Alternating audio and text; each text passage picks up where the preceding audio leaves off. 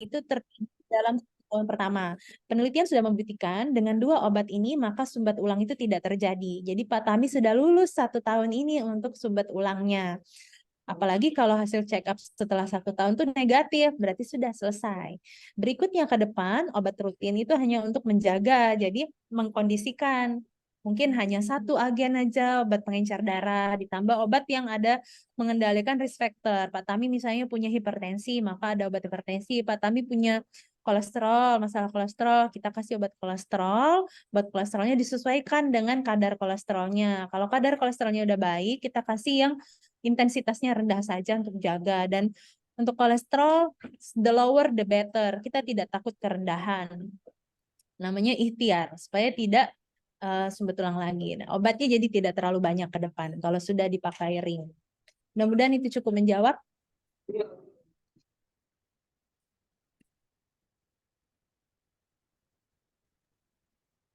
Baik. Bagaimana Pak Tami? Sudah cukup?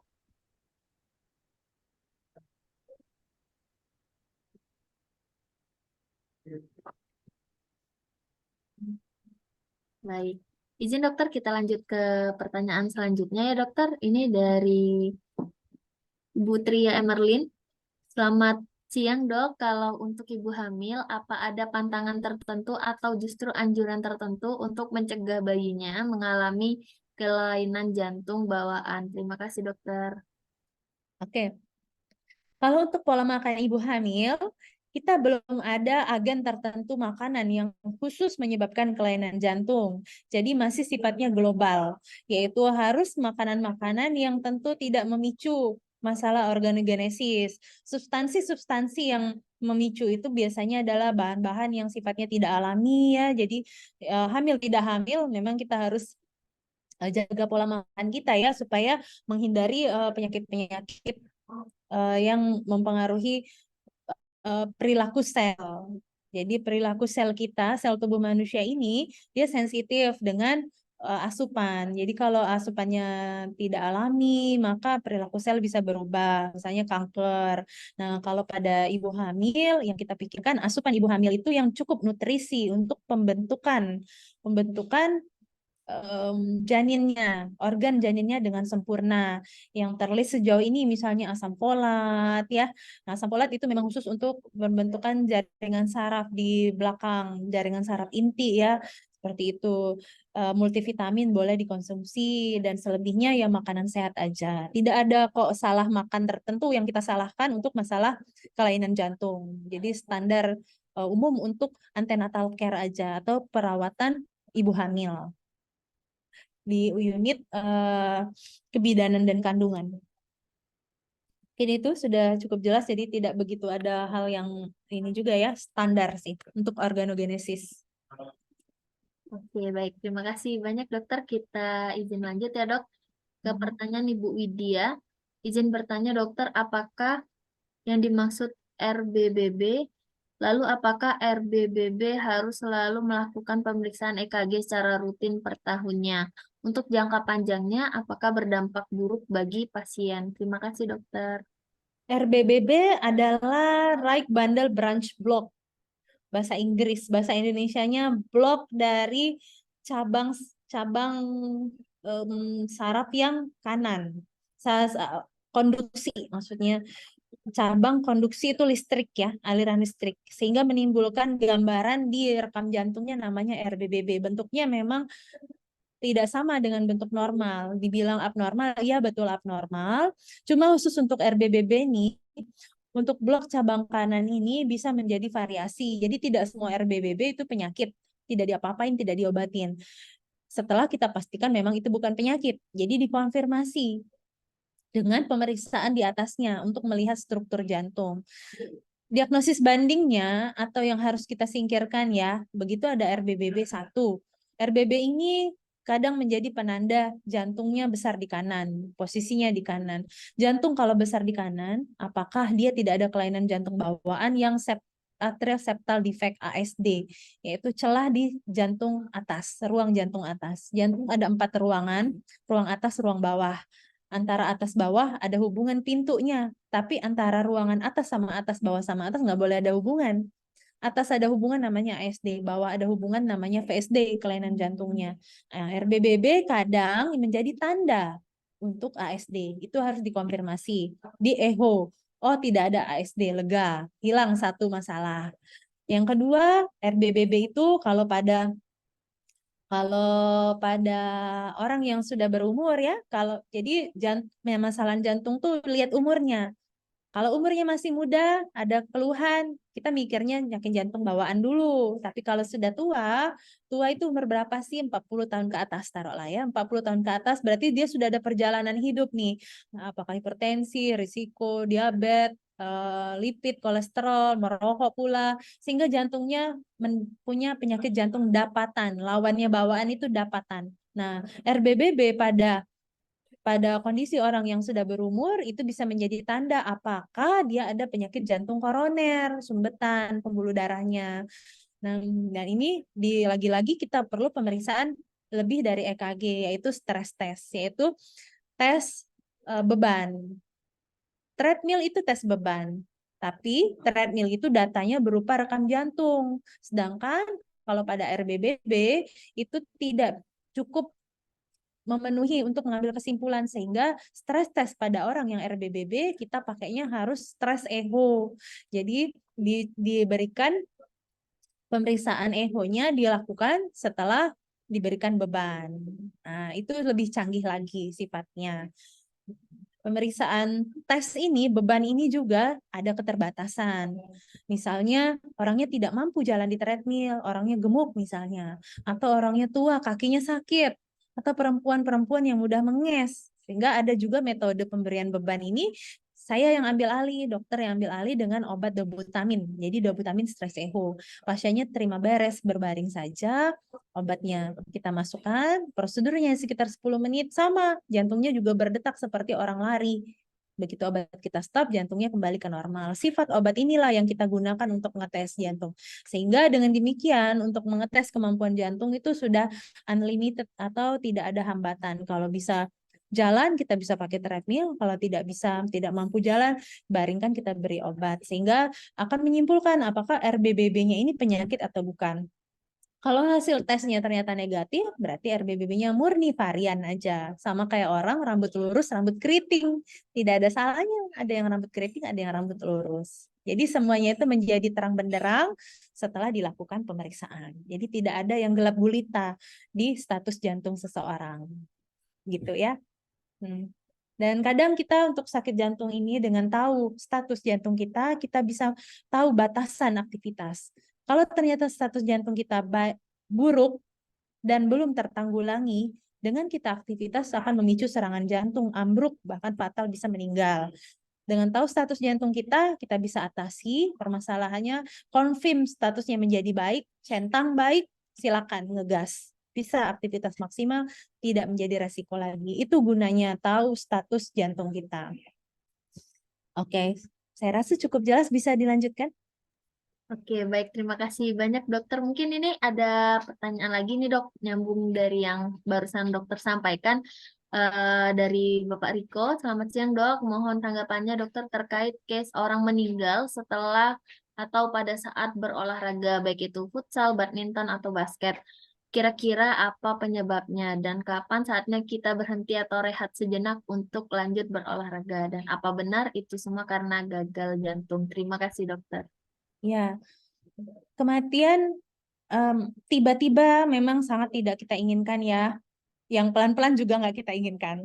Tapi unexpected death, aktivitas dia berolahraga, bekerja, dan dia tidak menyangka dirinya bisa ambruk seperti itu. Penyebabnya apa? Ada beberapa kemungkinan penyebab ya. Nomor satu, apakah dari jantung? Jantung kalau dia sudden, mendadak berhenti. Orang ambruk mendadak berhenti jantungnya. Pertama harus dijawab dulu dia shutdown karena apa? Apakah karena tadi sumbat pembuluh darah jantung itu kan ada 3, kanan, tengah, kiri. Dia pemberi energi. Kalau energi dicabut sama kayak kita nyabut saklar stop kontak, langsung mati lampunya. Nah, seperti itulah yang terjadi. Kalau tiba-tiba ada sumbet total, jadi ada sumbetan tiba-tiba yang dia sudah punya sumbatan 80% misalnya. Dengan rontoknya keraknya, entah karena kerja berat atau tekanan darah tidak terkontrol, atau gula darahnya lagi nggak ketahuan tinggi, tiba-tiba rontok dan menyempurnakan yang 80 jadi 100%, langsung sumbet, langsung shutdown areanya. Masalahnya kalau area yang diberi aliran itu luas, maka bukan hanya lumpuh sebagian, berhenti total jantungnya. Itu yang terjadi kalau penyebabnya adalah sumbatan pembuluh darah. Penyakit jantung koroner yang dia tidak sadar dia punya sumbatan. Jadi kalau orang tidak punya sumbatan, dia mau aktivitas gimana ya tidak ada sumber, tidak ada proses shutdown tadi, bisa dia olahraga maksimal. Penyebab kedua juga bisa listrik ya, tapi ini sangat jarang, hanya pada orang-orang dengan genetik tertentu. Jadi anak-anak muda olahraga, padahal dia bagus nih, tidak ada sumbatan, misalnya pembuluh darahnya bisa jadi karena listriknya, tapi angkanya sedikit. Yang paling banyak adalah penyebab yang pertama tadi, yaitu sebenarnya dia tidak tahu punya plak yang sudah menumpuk, tinggal nunggu aja waktunya plaknya akan rontok, dia geber dengan olahraga berat, maka disitulah pasiennya ambruk.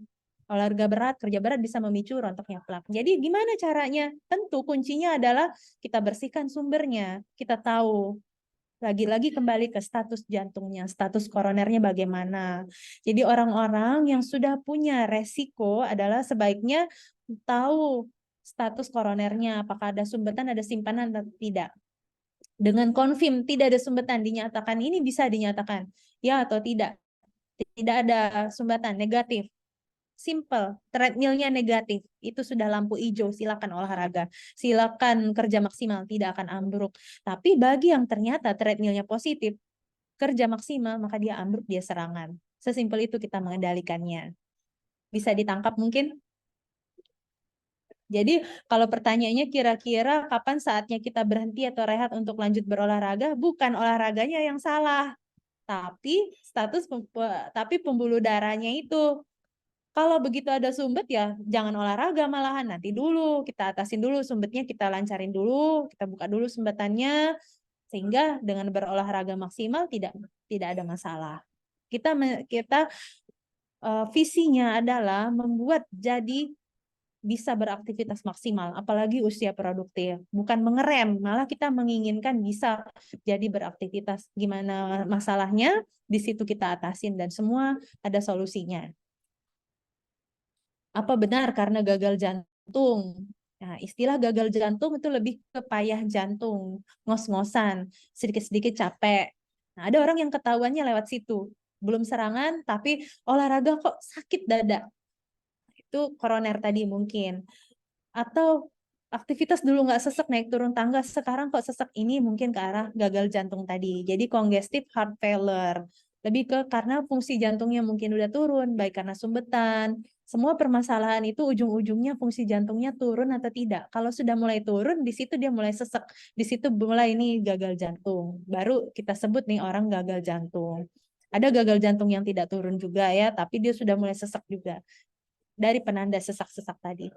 Nah, masalahnya serangan jantung yang ambruk tadi, atau orang tuh baring, tidak bangun lagi, itu juga bisa terjadi. Jadi variasinya macam-macam. Ada yang dapat clue dari nyeri-nyeri, atau pernah serangan masuk ke UGD. Ada yang tidak ada clue sama sekali. Wajar dia menjadi, kok kayak nggak percaya, tiba-tiba ambruk, dia meninggal, tetangganya apa gimana. Maka dari itu, untuk data jantung ini sifatnya tidak memandang keluhan. Jadi screening. Screening bagi yang prioritasnya resiko mulai ada. Resiko mulai ada tuh bisa di list risikonya merokok, darah tinggi, diabetes, kolesterol tinggi, usia. Jadi gimana nih? Usia muda. Usia muda, belum ada darah tinggi, belum ada kolesterol, belum ada diabetes. Usia masih muda, laki-laki. Tapi dia merokok. Kita usia pasien yang merokok serangan jantung tuh 29 tahun sudah ada serangan jantung pasang ring. Jadi hanya dengan merokok aja udah menjadi alasan buat di check up. Apalagi kalau umur sudah lanjut di atas 40, udah ada darah tinggi. Darah tinggi aja, umur 40 check up. Darah tinggi, kolesterol, apalagi diabetes, harus itu check up. Dan tahunan sifatnya. Insya Allah dalam 1 tahun hasil check up itu sudah akurat untuk menjadi pegangan. Jadi dari situ ya caranya ya, strateginya. Oke, siap dokter. Terima kasih. Izin lanjut lagi ya dok. Ini dari Ibu Ya. Afi. Izin bertanya dok, untuk orang tua dengan umur 50 tahun ke atas dengan riwayat darah tinggi namun gemar berolahraga, khususnya bersepeda, tenis, dan mendaki. Apakah aman untuk dilakukan dalam jangka panjang? Hal-hal apa saja yang perlu diperhatikan dengan umur tersebut dan kondisi tersebut? Terima kasih dokter. Orang tua umur 50 tahun ya, ini tidak menyebut jenis kelamin. Ada perbedaan. Saya taruhlah ini laki-laki. Apa sih bedanya kalau laki-laki dan perempuan? Kalau perempuan ada proteksi karunia dari Tuhan, hormon estrogen, sehingga penyakit jantung tuh baru naik tuh angka kejadiannya pada perempuan yang sudah menopause. Jadi yang serangan jantung itu biasanya laki-laki, bukan perempuan ya. Perempuan itu yang sudah nenek-nenek biasanya. Jadi kalau laki-laki itu lebih tinggi angkanya. Oke, jadi 50 tahun, laki-laki mungkin. Misalnya laki-laki umur 50 tahun, punya darah tinggi, gemar olahraga. Boleh nggak nih olahraga? Batasannya gimana? Silakan berolahraga sebenarnya, tapi ada syarat dan ketentuannya bahwa sudah dinyatakan memang jantungnya tidak bermasalah. Jadi orang darah tinggi, jantungnya bisa aja aman. Taunya dari mana? Lagi-lagi dari pemeriksaan. Jadi dari treadmill tesnya itu baik, dinyatakan negatif, maka silakan beraktivitas sudah dinyatakan aman. Ya, memang udah dalam golongan untuk screening nih, umur udah 50, ada darah tinggi, sebaiknya treadmill lah biar tahu. Dari treadmill itu juga ada info, bukan hanya untuk tahu status negatif atau positif. Negatif itu maksudnya tidak ada kerak yang berbahaya, sehingga kita tidak takut dia serangan ketika ada aktivitas berat di luar, olahraga atau kerja. Nah, itu ada info lain, yaitu info derajat kebugaran. Treadmill itu satu orang 50 tahun, ada yang bisa jalan 5 menit, ada yang bisa jalan 10 menit untuk mencapai target yang kita buat. Dari situ akan didapatkan jenis olahraga yang cocok untuk derajat kebugaran ya, yang untuk derajat kebugaran saat kita tes. Kabar baiknya adalah kebugaran ini bisa bertingkat. Jadi bisa menjadi target untuk dinaikkan dengan pola olahraga tadi. Nah, jadi dengan dokter kardiolog, dokter jantungnya nanti akan dibimbing juga untuk meningkatkan kebugaran bagaimana berdasarkan hasil tes treadmillnya itu. Ada info status kebugarannya. Oke, jadi itu cara metode kita sejauh ini yang cukup baik untuk hasil yang terbaik, yang aman buat pasien. Baik. Bisa Terima kasih. ditangkap atau terlalu rumit? Baik dokter, terima kasih dok untuk jawabannya. Baik, seperti itu Ibu Aktafi. Atas pertanyaannya yang diberikan tadi, kita lanjut dokter. Ini dari Pak Afrizal. Izin dok, apakah EKG untuk MCU usia di bawah 40 tahun itu hanya dilakukan jika ada indikasi medis atau rekom dokter saja? Atau emang EKG pada MCU usia di bawah 40 tahun harus dilakukan tiap tahun ya dok? Terima kasih. EKG itu rekam jantung. Itu adalah data dasar, data tersederhana, cara ngambilnya mudah untuk mengetahui jantungnya bagaimana.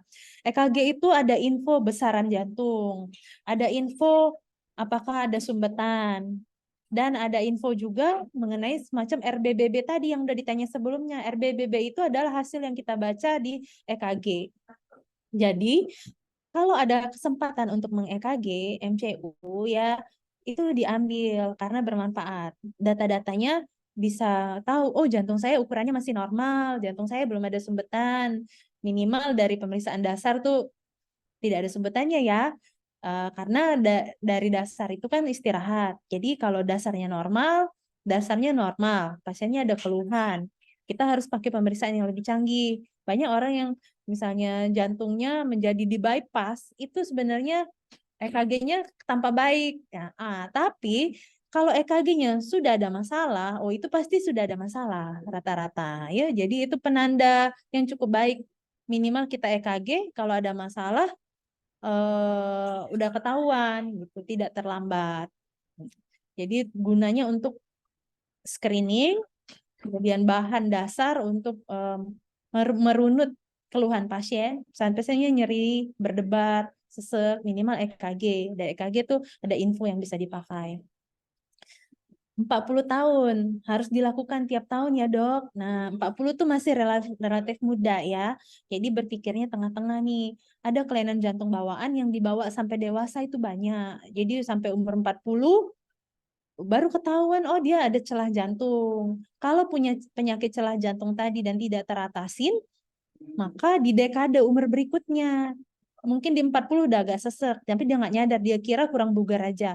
Di umur 50 udah sangat sesek, biru badannya. Begitulah kalau penyakit jantung bawaan kongenital tidak teratasin. Jadi memang walaupun itu buatan Tuhan juga, terbaik harus kita koreksi kelainan jantung bawaan tuh karena bentuknya tidak normal. Nah, itu tampak di EKG. Bisa tampak di EKG. Jadi, apakah harus 40 tahun? Kalau tidak ada keluhan, akses meng-EKG susah, ya tidak usah nekat mencari EKG kalau tidak ada keluhan ya. Tapi kalau ada keluhan, apalagi kalau ada keluhan harus cari EKG. Ada fasilitas mau EKG, mau nggak? Maulah, karena itu ada info yang bermanfaat. Itu mungkin. Oke, baik. Terima kasih dokter. Izin kita lanjut lagi dok. Ini ada 3 pertanyaan lagi dokter, izin. Oke, yang pertama dari Ibu Elin. Untuk anak yang sudah melakukan pengobatan rutin bocor jantung sejak lahir dan sekarang sudah dinyatakan sembuh, apakah ada kemungkinan saat dewasa atau tua nanti akan kambuh lagi dokter? Terima kasih. Ya, jadi inilah keuntungannya jika penyakit jantung bawaan. Jadi ini bocor jantung anak lahir ya. Ini jantung bawaan. Dia terlahir dengan kebocoran. Makin cepat diatasi, maka jantungnya itu belum sadar kalau dia punya masalah. Udah diatasin duluan. Tapi kalau umurnya sudah lanjut, misalnya di atas umur 18 tahun, baru ketahuan dan baru mau diatasin, bentuk jantung itu sudah adaptasi dengan kelainan itu. Sehingga kita yang paling berbahaya itu adalah tekanan di dalam jantung. Tekanan jantung itu tinggi, meningkat semakin dia beradaptasi dengan kelainan itu. Sehingga kalau kelainannya itu kita tutup seketika, kaget jantungnya. Nah, tapi kalau dari awal jantungnya tekanannya belum naik, dia masih seperti jantung-jantung yang lain, dia masih anak-anak, dia belum sadar itu kelainannya, terus kita koreksi, bocornya kita atasin, bocornya tadi celah ya, biasanya ini bocor jantung pada anak, nah maksudnya celah jantung, celahnya kita tutup sehingga tidak bocor lagi, jantungnya belum sempat sadar, dia akan berkembang menjadi seperti jantung-jantung sehat lainnya, artinya tuntas, tuntas artinya sehubungan dengan bocor itu, dia tidak perlu konsumsi obat. Hari tua akan bocor lagi nggak? Enggak.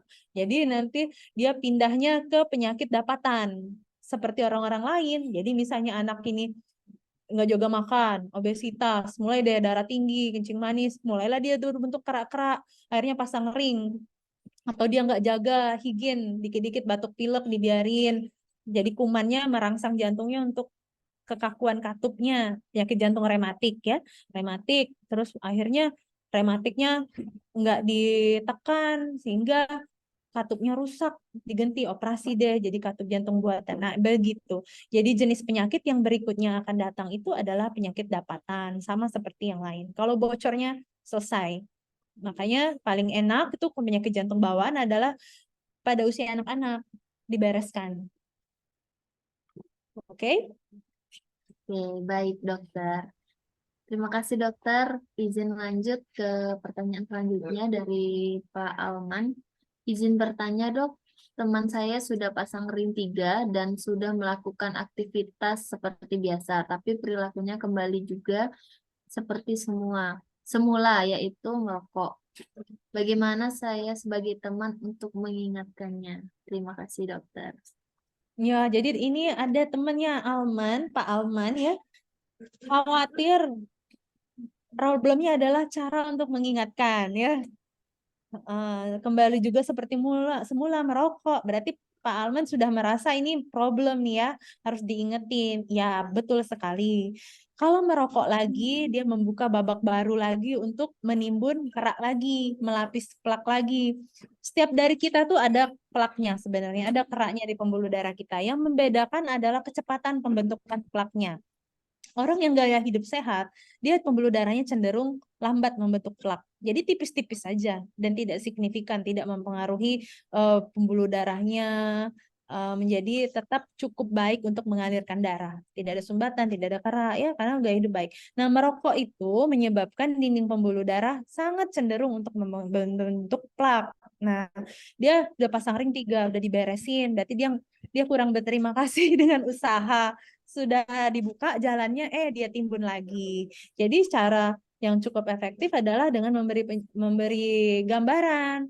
Oh, kamu suka investasi ya, investasi kerak ya. Mungkin nanti dalam berapa waktu lama nggak apa-apa, bilang aja kata dokter jantungnya nanti berarti akan nambah ring lagi mungkin begitu ya, dan akan rutin menjadi pasien jantung, nggak apa-apa, akan diterima dengan senang hati kok di poli jantung ya.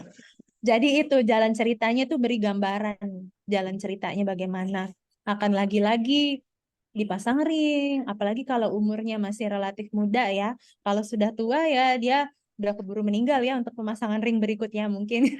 Nah, kalau umur masih muda, umur 40, 50 dan dia merokok lagi, mungkin dalam jangka kurang lebih 5 tahun dia menggenapkan lagi untuk ring berikutnya.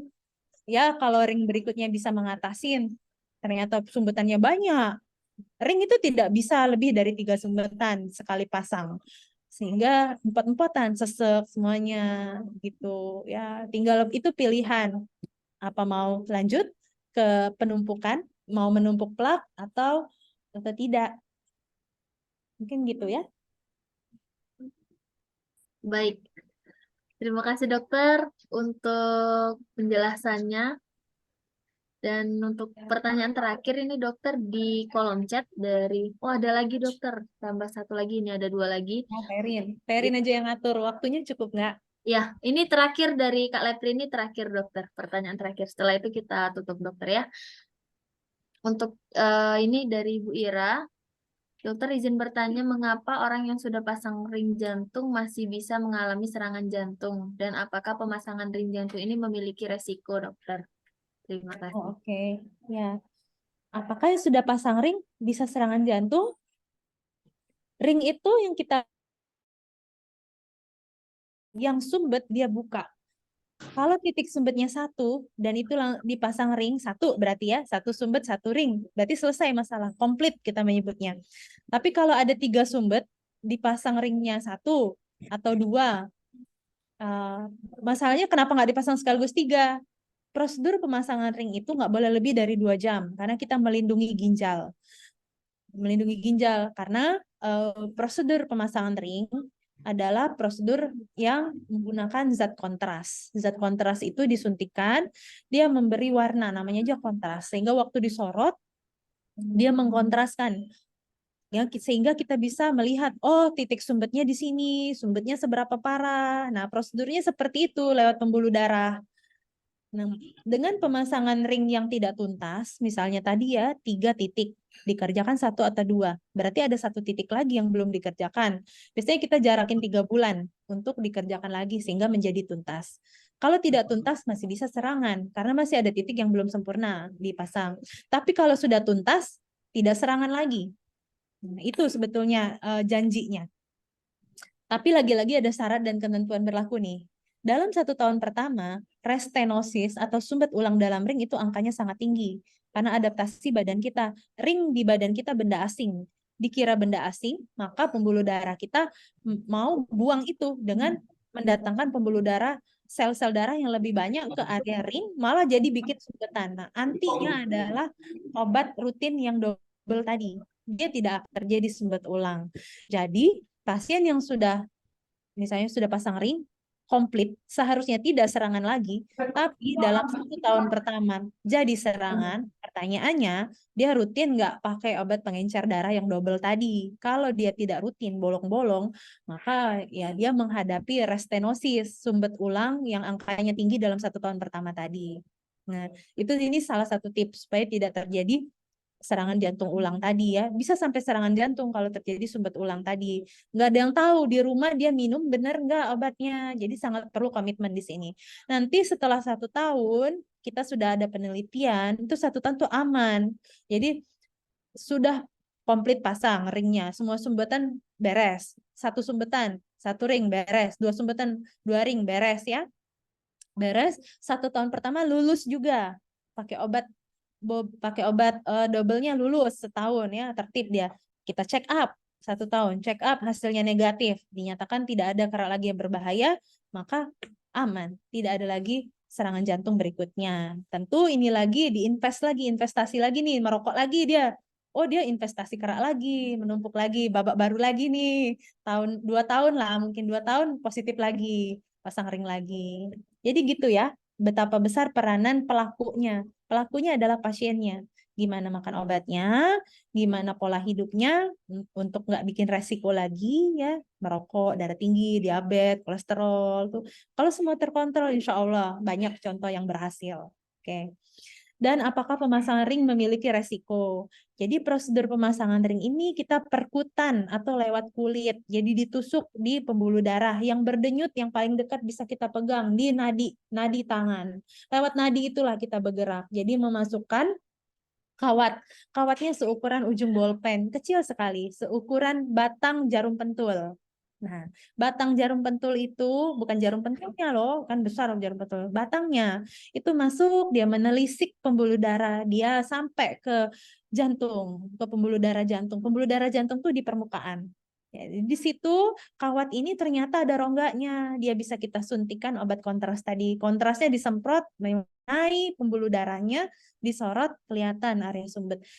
Hebatnya lagi si kawat ini juga bisa bawa ring. Ringnya seperti kumparan bolpen panjang. Kita dorong dari kulit tadi, didorong masuk sampai ke area sumbet, kita dipandu oleh kamera dari luar. Di area sumbet kita buka ring itu, dia membuka aliran darah, kita tinggalkan di situ tuh kawat kita sabut, kawat udah dicabut, nggak ada lagi apa yang ketinggalan kecuali ring tadi. Kita tutup sumbetnya, selesai. Jadi prosedurnya tidak ada pembedahan, tidak ada jahit, tidak ada bedah-bedah jantungnya, lewat pembuluh darah yang berdenyut di tangan tadi. Mekanismenya canggih. Kalau pembuluh darah tangan ke jantungnya rumit, berkelok-kelok, susah masukin kawatnya, kita lewat paha yang berdenyut di pangkal paha. Lewat situ.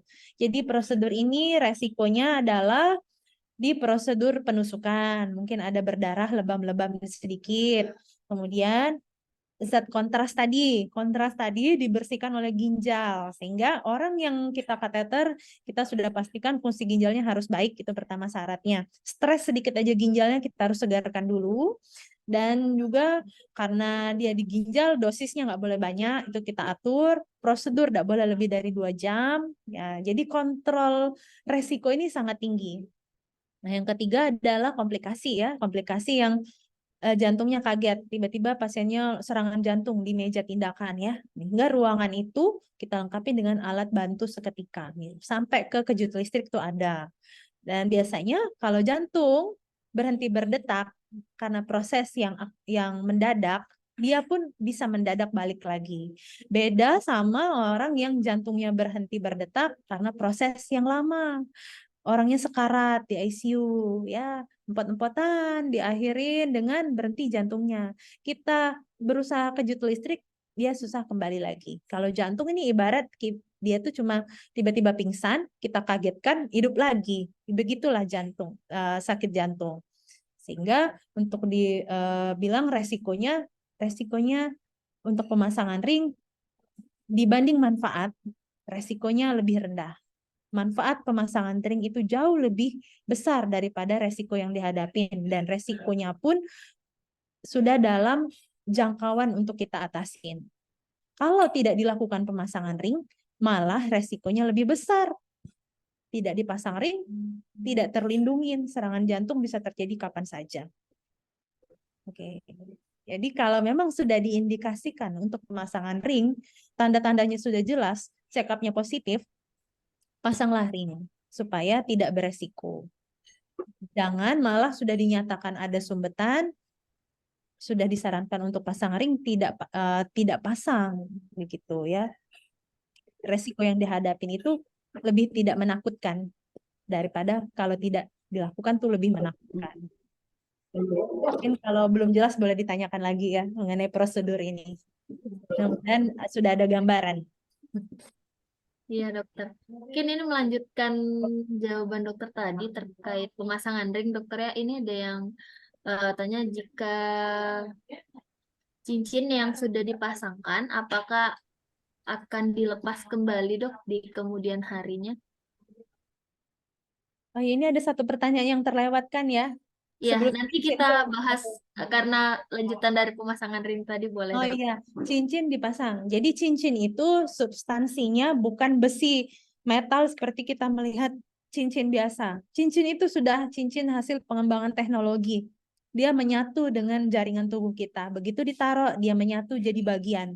Jadi tidak perlu dilepas dan tidak bisa dilepas. Oke. Dipasang lagi juga bisa, ring dalam ring. Jadi misalnya sudah dipasang ring, bikin lagi kerak. Ini naik sepur lagi. Jadi merokok lagi. Ada lagi sumbetan. Terpaksa. Karena dia sumbat ulang di dalam ring, kita pasang lagi ring di dalam itu. Ya kurang kerjaan ya. Kalau bisa nggak usah begitu. Jadi tidak untuk dilepas. Siap. Numpak sepur. Kita Iya. semangat ya. Baik, izin dokter ini mungkin pertanyaan terakhir dokter ya dari Bapak Levri. Izin bertanya dokter, bagaimana kalau ada seorang kelainan letak jantung di sebelah kanan, apakah akan mengganggu aktivitas dan bagaimana cara pemeriksaan EKG-nya? Terima kasih dokter. Ya, jadi Pak Lepri ini khawatir kalau kelainan letaknya di sebelah kanan. Dextrokardi namanya. Betul sekali. Ada orang yang terlahir dengan dextrokardi. Kadang jantungnya aja yang di kanan, kadang semua organnya berputar, situs inversus. Lambungnya juga berputar, hatinya berputar ya. Tapi ini semua tidak menjadi target pengobatan. Mau di kanan tidak apa-apa, asalkan normal. Ya, kuasa Tuhan, variasi dia. Kita tidak mentargetkan untuk memindahkan jantungnya menjadi di kiri. Pertama ya. Jadi jangan disadari sebagai suatu penyakit palepri. Nah, ini taunya dari mana? Mengganggu aktif. Jadi kita perlakukan seperti jantung yang sebelah kiri juga. Baru kita anggap masalah karena memang dia punya masalah. Si jantung yang di kanan masalah bukan di posisi kanannya, tapi ke jantungnya langsung. Ada masalah apa strukturnya, pembuluh darahnya atau iramanya atau bagaimana apa gitu. Nah, untuk masalah sebelah kanan ini tahu dari mana? Saya tidak menyebut ini masalah ya di kanan ini ya. Jadi jantung yang di kanan taunya dari kalau dari raba aja. Ayo raba masing-masing jantungnya, detakannya. Jadi ada namanya punktum maksimum. Kuncup jantung di ujung itu tendangannya itu kadang terasa sampai ke kulit. Itu yang kita kalau kurus, kalau gendut itu susah nyarinya ya. Banyak lapisan penghalang. Oke, tapi kalau orang kurus nggak usah dipegang udah kelihatan nendang-nendangnya. Apalagi kalau memang ada sakit jantung ya udah kelihatan betul tendangannya bahkan sampai ke leher tuh udah kelihatan detakan jantungnya. Nah, bisa dengan dilihat, bisa dengan diraba. Ya kalau dia tendangannya di kanan berarti di kanan mungkin jantungnya. Cuma jantung ini untuk bilang di kanan atau di kiri ya batasan kanan dan kiri itu gimana? Nah, ada orang posisi jantung itu tidak pas di lateral, tidak pas minggir. Dia tuh agak ke tengah sebenarnya. Jantung di kiri itu sebenarnya ujungnya aja yang di kiri. Jantungnya betul relatif di tengah, tapi bentuknya serong kiri. Itulah jantung normal. Jadi kalau jantung di kanan, serongnya ke kanan. Posisi dia mungkin di tengah, tapi serongnya ke kanan. Maka dia sudah disebut dextrokardi. Kalau posisinya geser berat ke kanan, berat ke kiri, bisa juga itu variasi. Gesernya ini bisa karena bentuk, karena memang bentuknya membesar sehingga dia tampak bergeser ke kanan, atau dia membesar ke kiri sehingga tampak bergeser ke kiri. Gimana kita melihat jantung? Ngaca nggak bisa, nggak tembus pandang mata kita. Di ronsen paling nggak gambaran terkasar untuk melihat posisi jantung itu lewat ronsen. Jadi ronsen udah kelihatan langsung bentuk jantungnya. Coba amatin kalau pernah di ronsen bentuknya disamain ya dengan posisi badan. Jangan kayak cerminan ya, badan gitu tadi. Posisi jantung tuh di tengah sebetulnya, tapi dia serongnya ke kiri dan sebagian besar bentukan jantungnya ada di sebelah kiri itu normal. Kalau dextrokardi serongnya tuh ke kanan. Kadang benar-benar dia geser ke kanan. Taunya dari ronsen pertama. Dari pemeriksaan fisik tadi ya, diraba bisa, dilihat bisa kalau yang jelas. atau di ronsen. Kalau EKG nggak dapet meng-EKG di kiri. Jadi kalau dokter atau perawat lagi EKG, dilihat ya, mungkin sebagai pasien pernah merasakan. Yang ditempel, bekam-bekamnya itu ditempelnya ngiri semua. Pas ditempel ngiri semua, kaget perawatnya atau dokternya. Loh, kok gelombangnya begini ya, agak aneh. Coba pindahin ke kanan, baru tenang lah. Ini baru dapet nih, berarti jantungnya ya di kanan. Dia nggak menangkap gelombang. Jadi gelombang itu ada alasannya. Kenapa bekamnya itu polanya seperti itu. Dia untuk menangkap gelombang. Jadi kalau bekamnya ditaruh di perut, lain gelombangnya. Nggak dapet gelombangnya. Nah, begitupun kalau posisinya kita geserkan di kanan, padahal jantungnya di kiri. Gelombang yang muncul juga berbeda. Jadi dia sensitif dengan posisi. Itu menjadi clue juga ya. Ini sudah cukup jelas? Kayaknya semua langsung memegang dadanya masing-masing ya. Di mana Iya, punggungnya, ujungnya? Ya, boleh. Sadari-sadari dini. iya betul sekali dokter. Dokter ini sepertinya topiknya sangat menarik dokter ya. Oke, Kalau boleh izinin dokter masih ada 2 pertanyaan lagi dokter. Bagaimana nggak dokter? apa-apa. Nggak Kita apa-apa ya. sekali-sekali Tanya ya. langsung Iya, boleh ya? boleh Ya, boleh silakan Bapak Senipar. bagi yang Tanya sudah langsung aja ngantuk, berpuas. silakan. Ya boleh. Boleh tanya langsung ya? Silakan Silakan. Bapak, Iya, silakan. nggak apa-apa dari tadi ya, boleh kok. Nah, iya, oke, sorry. Saya baru gabung. Kebetulan tadi saya lagi ada meeting sebentar. Eh, Pak Sianipar saya, ya. ya, saya Halo Sianipar, Pak dokter. Sianipar. Iya, Ya, selamat datang. I'm very interested you explain just now. Thank you very Saya, much. How you're are you welcome. today? I'm fine. I am Okay. speak English or Indonesian. English is okay if you Okay. want. Yeah, sometimes I'm very afraid because the last week I meet to you directly, but you tell about my health something. What is that? I'm very suddenly. What is that? My fingers too much water. Combine with Indonesia, it's okay. Combine with Okay, Indonesia bahasa, it's okay. If okay, difficult to say. okay. So I use to speak English or Indonesian. Both of them it's okay. Which one do you feel good? Okay, because I think everybody have the secret about the health. That's why I use the speak English just now. Okay. I'm very afraid because I'm disabled. You already know because last week, you already meet directly to me. So I'm cut amputated because because the accident meant working. After I'm take amputated second time, the first time in below knee, the second time in above knee, I'm suddenly very weakness. What's that? Not weakness. Keringat dingin. Okay. Suddenly.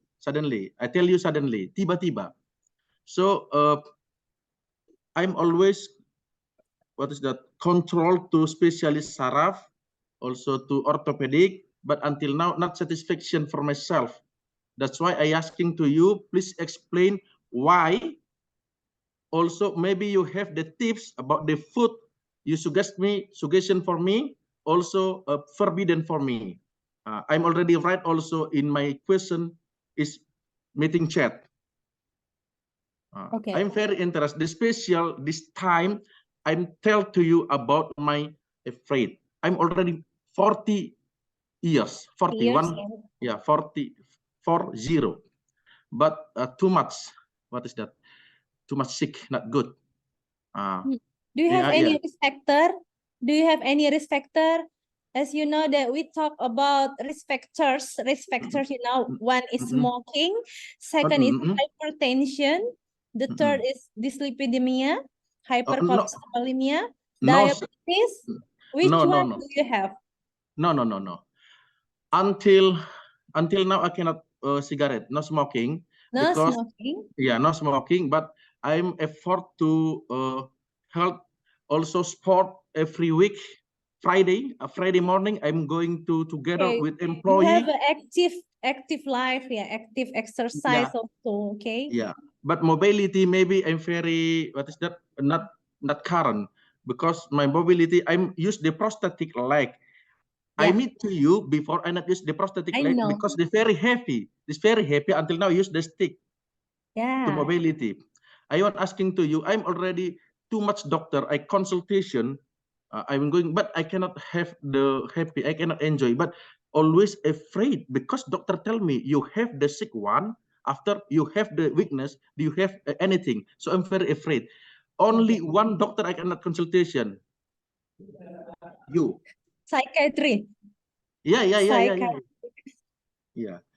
Jadi Okay, please, so okay, no, I want no I smoking, want take no smoking, no hypertension. Is there any hypertension hypertension? of course. Hypertension Blood of course, pressure. but I Oh, continue, you have, but I okay. continue it the medicine.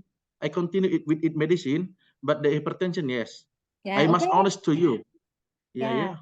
From Cholesterol, the how about cholesterol? also high. Hi, okay.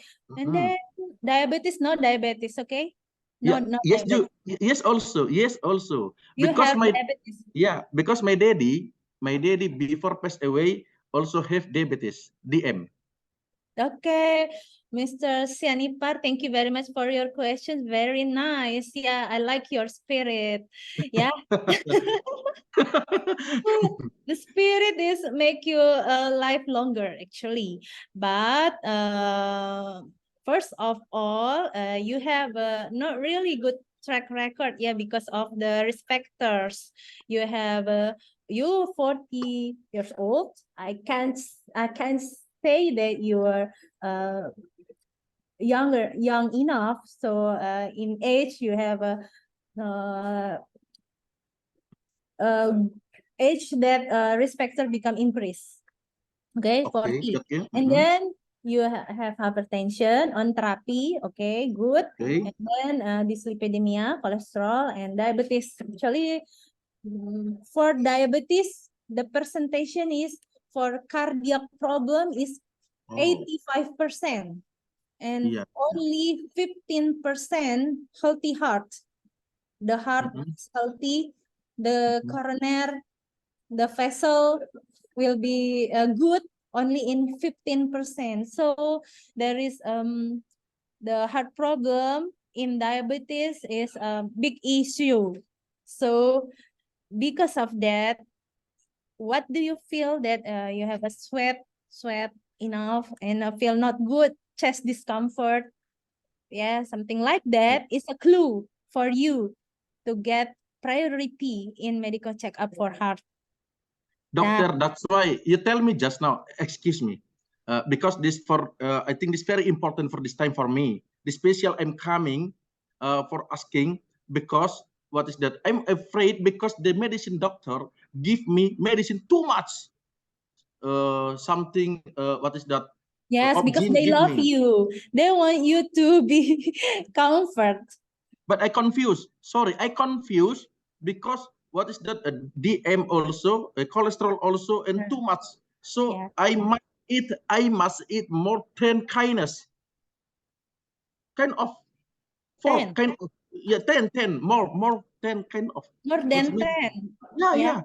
Because you have many collections, cholesterol, diabetes, something like that. But I agree with you that the less the drugs is better. We only give drugs if it will give a good indication. Then I'm sure that every doctor have a good aim. But it's better if we have a more good conversation first before a patient get the medicine. It's about how much the drug, something like that, and we can arrange the drug so you will feel more comfort to consume the drug, something like that. So okay, but I'm agree also with you. Better if we first know about the diagnosis, and then if there is still a chance that you in 15 population, so you have a healthy heart, so you don't need too many drug for the heart, something like that. So I think Yeah, we have okay. good That's conclusion. why Yeah. you tell me. That's why you tell me just now. This very important. I'm good to medical check up. Cannot medicine doctor tell me to suggest me going to your office going to your room. This is the first time. If last week I meet to you together with my wife, but in here, I think it's very important for me. Why this big question? Why doctor medical check-up not give me suggestion coming Yeah. to you? Okay. Yeah. I'm sorry. There is It's okay. my friend around. Yeah, Okay. it's okay. Why medical checkup? Why every medical checkup? Why not give me take solution to consultation special for Sorry, Pak Sineper, fokus saja pada materinya. Nanti yang lain-lain aja diskusikan. Waktunya nggak banyak lagi, ya. Okay. Fokus saja I pada got your materinya. point. enough, Thank doctor? you. This is materi. Enough. Thank you, Mr. Sianipar. I get your point. Take it easy, okay? We will get the solution of all your problem, okay? See you around. Okay, thank you. See you. Welcome. Yeah. Yeah. See you next week, Saturday. Next week, not this week, okay? This week, doctor. Yes, this week. I can. Next week. Or next week, Saturday. Yeah. Next week. Yeah. Saturday next week. Yes, next week. Thank Not you. this week, yeah. Okay, thank you so much. I understand. Thank you so much. Yeah. Ya, Ferin.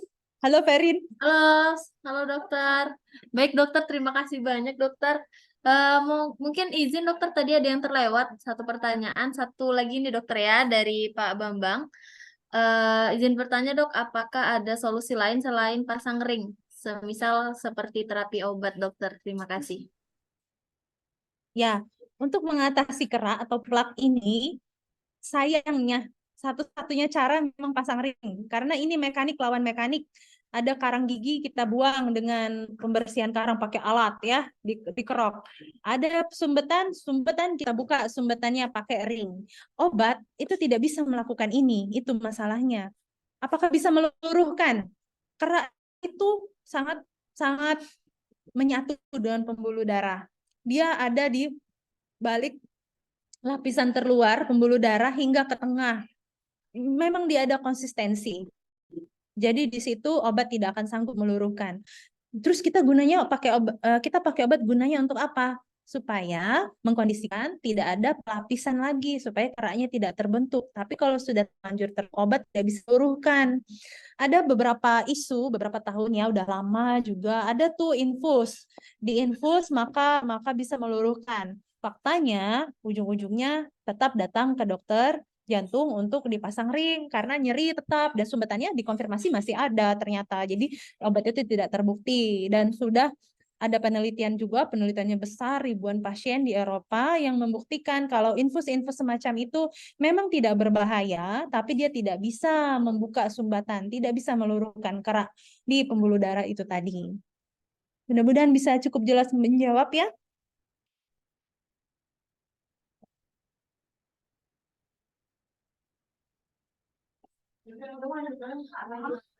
Baik dokter, terima kasih banyak dok untuk penjelasannya.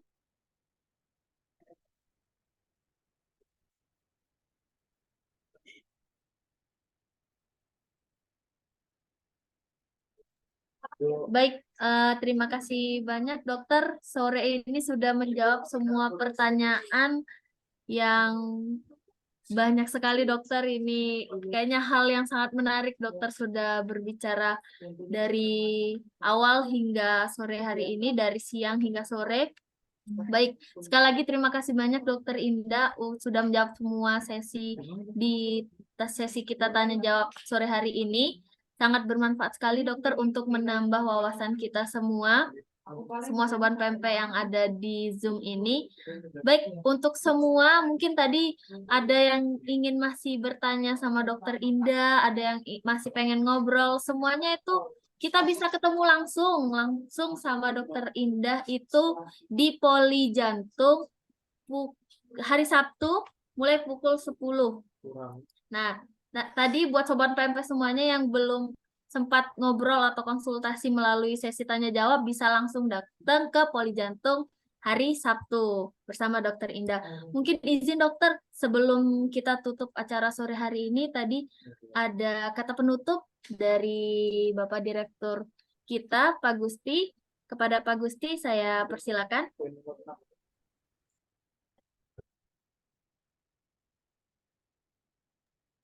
Izin Bapak, Hai mic. Pak Gusti. Ya, Pak Gusti. Mungkin permisi Pak Gusti, open mic. Ya, sorry, suaranya belum masuk ya. Ya, makasih Mbak Perin. Jadi Dokter Indah tadi sudah sampaikan ilmu dokter itu butuhnya mungkin lebih dari 8 semester. Kita dari jam 1 sampai sekarang, saya amati, saya baru masuk tadi sekitar 71 orang, itu tembus sampai 100 lebih. Ini sekarang tinggal 77, 78 karena mungkin sebagian sudah mulai kerja lagi.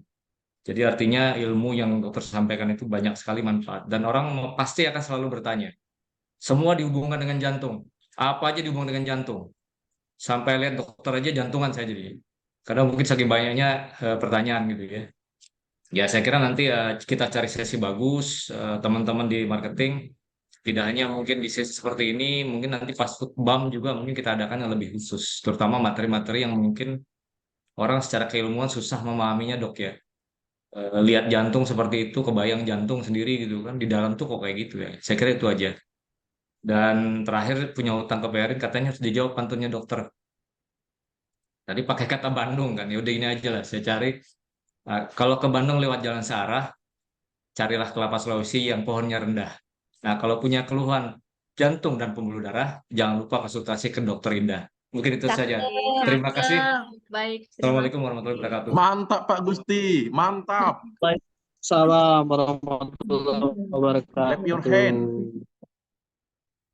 Silakan Mbak Perin. Baik, terima kasih banyak untuk Pak Gusti atas pantunnya untuk menutup sesi kita di sore hari ini. Baik, dengan berakhirnya acara kita pada sore hari ini, berakhir juga acara PMP seri 16. Terima kasih banyak sekali lagi Dokter Indah sudah mengisi acara kita pada hari ini. Sangat bermanfaat untuk semua Sobat PMP yang ikut join di Zoom kita hari ini. Baik, semua Sobat PMP, PMP seri 16 sudah selesai pada sore hari ini. Buat semuanya, Sobat PMP jangan lupa terus pantau media sosial, baik Instagram maupun Facebook, untuk tahu info selanjutnya PMP seri ke-17 kita akan membawakan tentang apa. Masih penasaran? Jangan lupa terus pantau media sosial. Buat yang belum follow, jangan lupa di-follow. Semua informasi kesehatan akan kita sampaikan melalui media sosial tersebut. Baik, saya Laurencia Fernanda Thomas sebagai moderator pada sore hari ini. Mohon maaf jika ada salah kata. Terima kasih untuk kebersamaan kita di sore hari ini. Selamat sore. Terima kasih semuanya. Terima kasih Perin, terima kasih Sama. semuanya. Kasih Terima sore. kasih. Kasih. Terima kasih Pak Gusti. Pak Makasih, Gusti, apa dokter, ya. kabar Pak Gusti? Baik. Masih ingat kan? Ya, pasien Ipar ya. Oke. Terima kasih semuanya. Pak Gusti siap, Semuanya siap. izin Thank live. you so much.